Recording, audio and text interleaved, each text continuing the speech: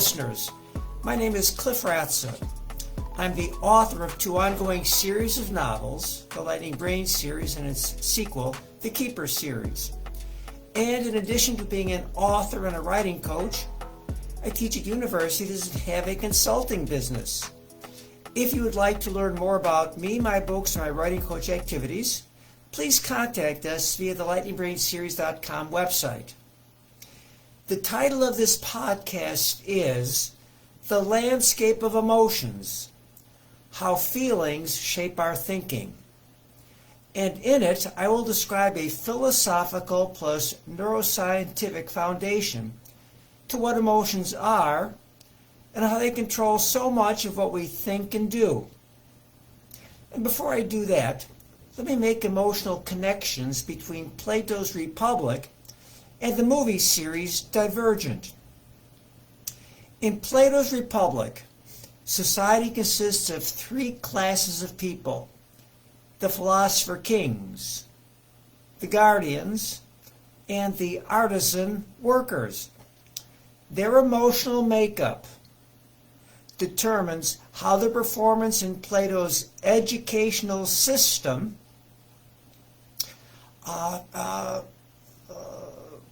how their emotional makeup determines how the performance will be in Plato's educational system.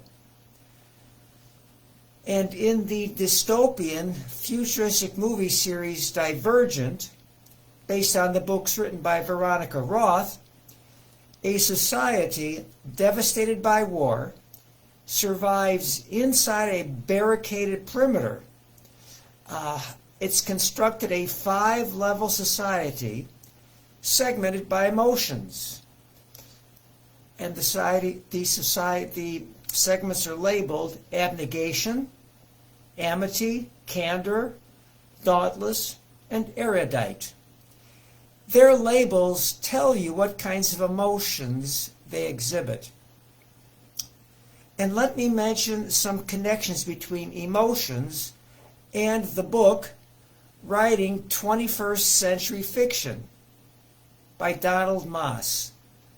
He says that for novels in our century to be high impact, they must appeal more than ever before to the reader's emotions, because the merging of genres combined with readers' desire for books that make them feel the words requires successful authors to draw from their emotional well for creating their characters' inner and outer journeys through the storyline.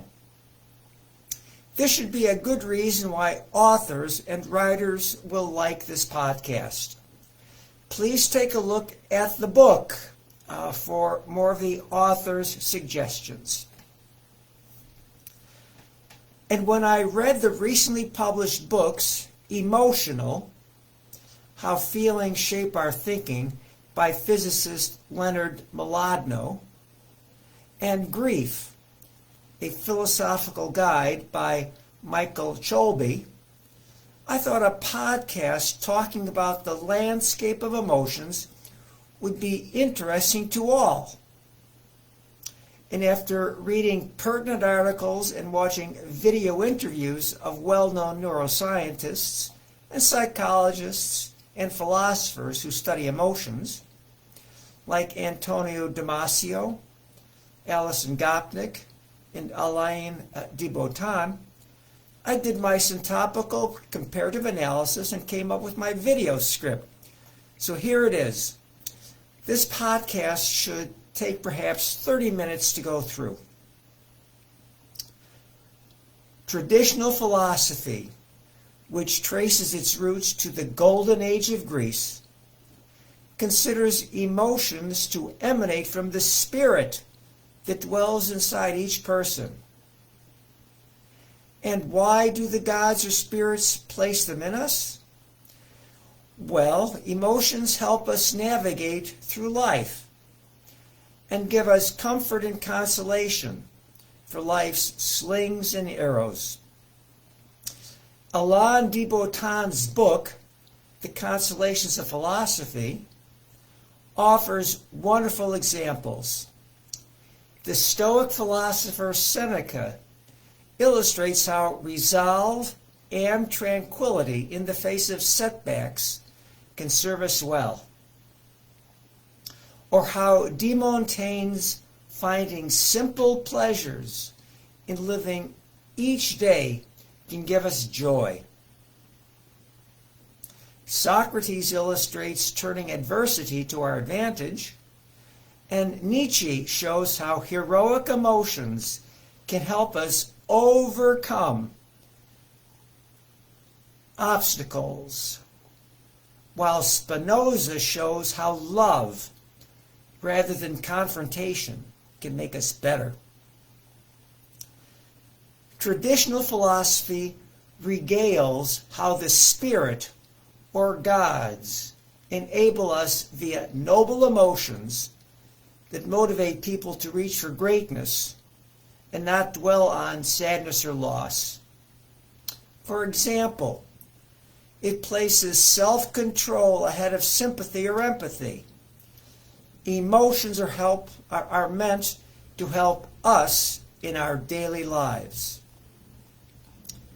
But most philosophers, since the beginning of the Enlightenment, have turned to the subject, that means focusing on us, and continue this focus into our postmodern world, looking at each person's intentional interaction with the environment for picking the emotions best suited for what Hegel, Husserl, and Heidegger labeled phenomenology, which is the study and structure of our conscious experience.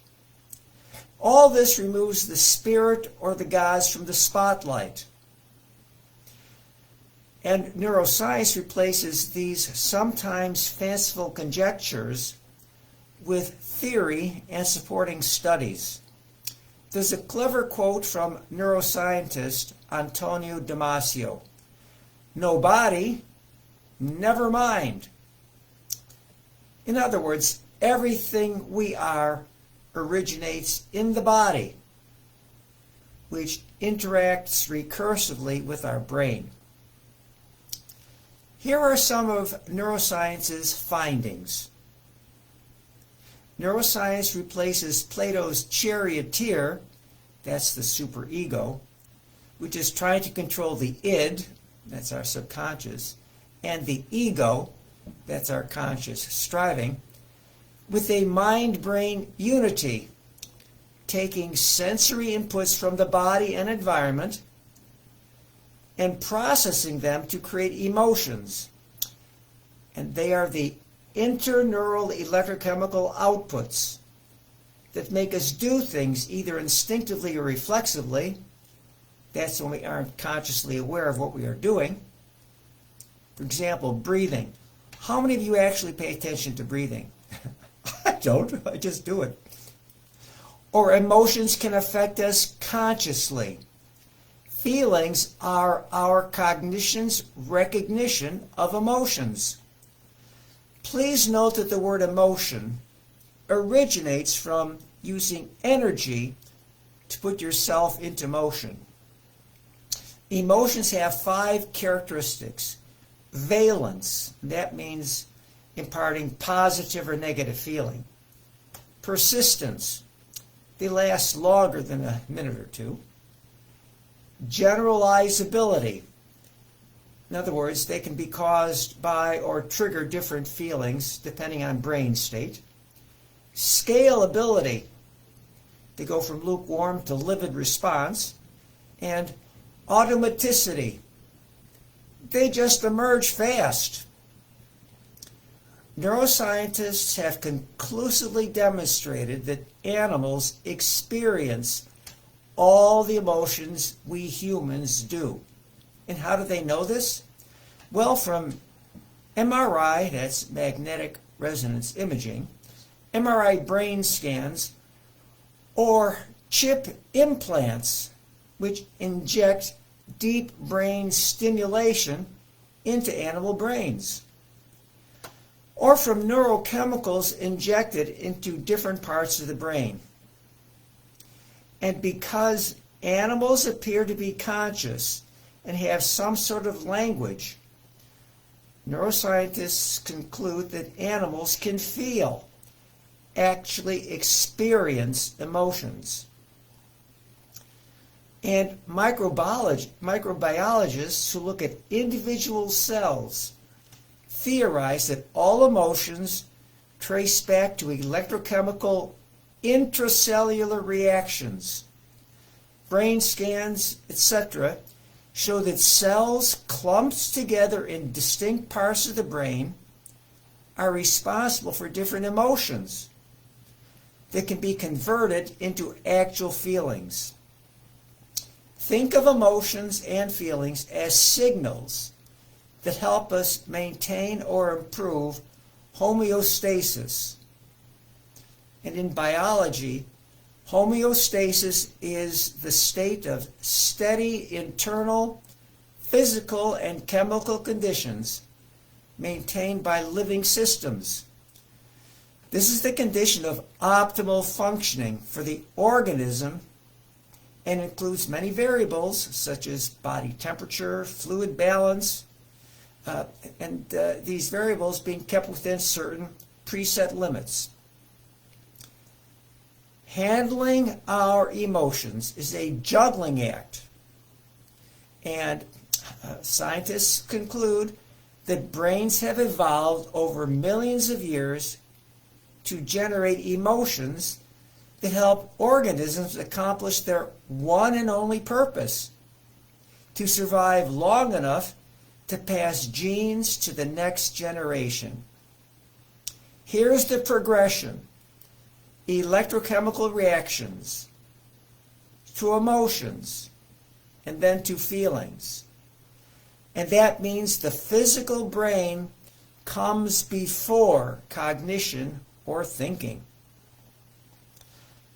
When biologists plot the trajectory of living things, and that's from cells, single-cell organisms, to multicellular organisms, to animals and mammals, and then to people, and then to tribes, and ultimately to societies, they consider where to mark the dividing lines for the emergence of genetically transmitted emotions and feelings.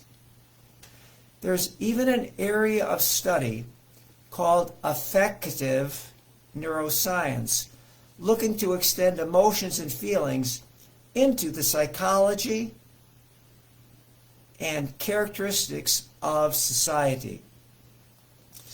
But let's stick to the current reality for animals. Emotions and feelings help all animals survive. And here are some of the emotions that neuroscientists have demonstrated all animals have. I'll mention the emotion first, and then what our cognitive feeling is. Okay, there's the emotion of seeking and searching. Well, we feel energized, ready to look for stuff. Then there's the emotion of rage. We feel ready to kill something. Then there's the emotion of fear. We're terrified, petrified. Then there's lust, and that's the feeling of sexual arousal. And then there's the emotion of love. That's the feeling of caring and protecting. And the emotion of panic. That's a feeling of confusion, not knowing what to do. Then there's the emotion of disgust. That gives us the feeling of contempt or avoidance. And then there's the emotion of grief. And that gives us a feeling of loss and depression. And then there's the emotion of happiness. And that's the feeling of joy in the moment. Or the emotion of sadness. That's a feeling of melancholy, heartache. And then there's the emotion of play. That's a feeling of delight. And note that animals playing is role-playing for what they will become when they grow up. And we seem to have more negative than positive emotions. Perhaps that's the result of the world containing more risks than rewards. The universe is indifferent to us. I'm certain you can think of other emotions that you could translate into feelings, but the list I ran through gives you the idea. Animals learn from emotions and feelings. They know how to act when things happen to them in the future. The idea is for animals to go from being victims to ownership of the outcome. Neuroscientists and psychologists plot emotions on a two-dimensional map. Valence is the horizontal axis, and it goes from negative to positive. And the vertical axis has to do with involvement, and it goes from low energy to high energy involvement. Let me now summarize some of the findings regarding an emotion all of us experience: grief that comes when we lose loved ones. Michael Chobe's book, Grief, A Philosophical Guide, is the author's attempt to fill in some of grief's characteristics that traditional philosophy overlooks. Grief is one of the stages everyone passes through when experiencing loss. The 5 stages are shock, disbelief, denial, then anger, then bargaining, then grief and depression, and finally acceptance. We shouldn't ignore these stages or pretend they aren't hitting us. Each of these stages helps us move through the loss process. Grieving is normal. It can last up to a year or 2 before moving beyond it. We shouldn't feel embarrassed about grieving. It is a sign of being human, not a sign of weakness. And recognize the difference between the emotion or feeling of grief and the overall process of coming to terms with loss. And though the emotion is shared, each person will experience grief differently. Pay attention to how you feel. Don't become lost in the grieving process. There are support groups and psychological counselors who can help if we're struggling. There are numerous self-help books dealing with loss of loved ones, and they point out that life is meant to go on. So you must take care of yourself by eating and resting and exercising. Grieving is a stage you have to pass through in order to reach closure. Handle grieving proactively. Don't retreat into distractions like drinking or drugs or becoming a workaholic.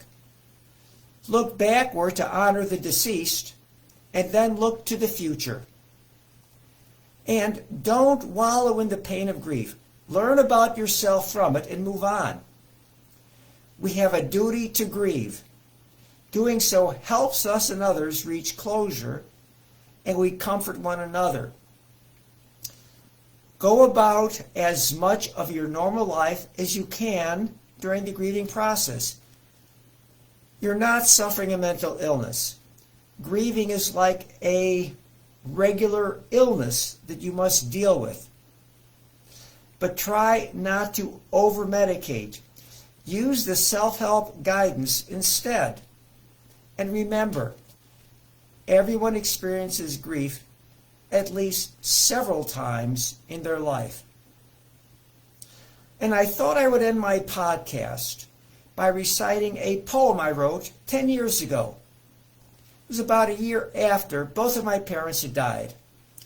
They lived long and rewarding lives, and I became their caregiver during the final years. So my loss shouldn't be considered a big tragedy. But I had to deal with the loss, and my poem captures my feelings. And perhaps the poem, which I named Trilogy, 3 poems regarding remorse, remembrance, and renewal can be of some comfort to you.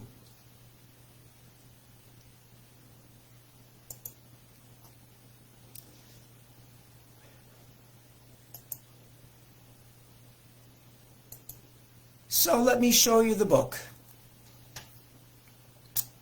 This is my first book of poetry, Reflections Through Life's Hourglass.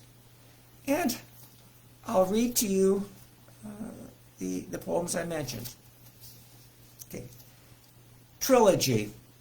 3 poems regarding remorse, remembrance, and renewal. The first one is called Into the Void, and it picks up the remorse and grief. Into the void. A dreaded darkness fills me to the core. I grope for bearings to help pull free. My pole star lost, I've been tossed, and alone now must cross this leaden, deadened, mirthless sea. The harboring lights of my once carefree youth are gone, through no one's fault save that of unrelenting time. And though often told that this loss would unfold, no preparation could soften or lessen, or put in remission this grief I am feeling that sends my soul reeling, this loss of the precious that cuts to the bone, this loss of the priceless that's all mine to own. But stop to remember, light comes back in view, when love of the child burns bright and cuts through the fog of gloom. My spirit restored to be happy again, I numb and dumb wait for the if and the when. My second poem, and this is about remembrance, I call The Quiet Realm. It goes like this. A peaceful stillness fills the room that bustled once with life. Like king and queen, their children seen, my peerless man and wife. This kingdom of those no longer near, for those who care to see, no more adorned by mortal form, their spirits are set free. Though time demanded they depart, for fields far from here, their presence will forever thrill. A mind's high holds them near. And those of you yet to pass through that somber loss above, perhaps assured, grief partly cured by grace of lasting love. And now to the renewal. This is my poem called Return of the King. The king and his fair lady, I sense return to me. This grace-filled gift, my spirits lift. Awaken now and see. I have weathered the worst winter that obscured the path once known. The departure caused by nature's laws, it struck with a fury sufficient to bury this untested person, uncertain and wary. It left me all alone. But now comes spring, heralding the king, the returning royal pair. My senses shout, they are about. The signs are everywhere. I see them in the duet of swiftly soaring, swooping songbirds. This aerial ballet, the nest they build with family filled, which offspring can't repay. I feel them in the emergent emerald stems of dew-jeweled garden flowers. Now bursting forth I find roots nurtured firmly in the soil, their essence intertwined. I hear them in the gentle burbling of fresh, fragrant breezes, rustling softly through the trees. They teach, they guide, they have not died. They're not yet done with me. But will king and lady in waiting no more dwell evermore in me? Or will they fade like late autumn shade, the ghosts of memory? The answer lies unknown for now, locked in a vault of mind, for which I say on rare spring day, winter, stay far behind. So there you have it, my poem and my podcast. And I hope you found something of interest and useful for you. And thank you for listening. Bye-bye.